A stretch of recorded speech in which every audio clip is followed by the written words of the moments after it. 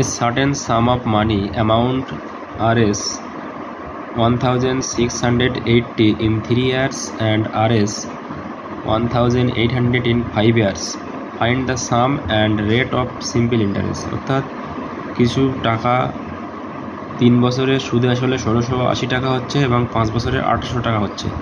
তাহলে তার কারণে আমাদের আসল এবং সুদের হারটা বার করতে হবে। তো আমাদের হচ্ছে 5 বছরে সুদ প্লাস আসল, সুদ প্লাস আসল সেটা আমাদের কত যাচ্ছে না 1800 টাকা। আর সুদ প্লাস আসল 3 বছরে সেটা যাচ্ছে আমাদের কত না 1680 টাকা। তাহলে 2 বছরের সুদটা কত হচ্ছে আমাদের, 2 বছরের সূত্রটা বিয়োগ করলে আমার কাছে 0, 8 ক দাও 10, 2 দাও 10, আর থাকে 1, তাহলে 7, 7 ক দাও 8, 1। তাহলে 2 বছরের সুদ হচ্ছে কত না আমাদের 120 টাকা। তাহলে যদি আমি এটা আমাদের 3 দেওয়া আছে 5 দেওয়া আছে, তো আমি 3টা বার করি, 3 বছরের সুদ কত হবে 1 বছরের হয়ে যাবে, এটাকে আমরা 2 দিয়ে ভাগ করে দেবো। তাহলে 3 বছরের হয়ে যাবে 120কে 2 দিয়ে ভাগ, 3 বছরের মানে 3 দিয়ে গুণ হবে, ঠিক আছে।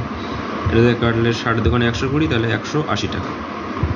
তাহলে 3 বছরের সুদ আসলে মিলে হচ্ছে কত 1680, আর 3 বছরের সুদ হচ্ছে কত না 180 টাকা।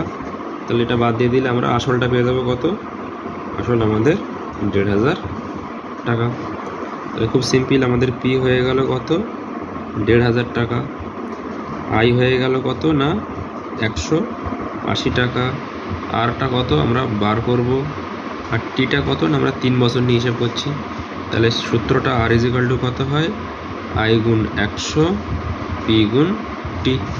সমস্ত মান বসিয়ে দিয়ে আমরা অ্যান্সার পেয়ে যাবো। আই মানে কত 180, এটা সূত্রের 100, পি মানে 1500, আর টি মানে 3।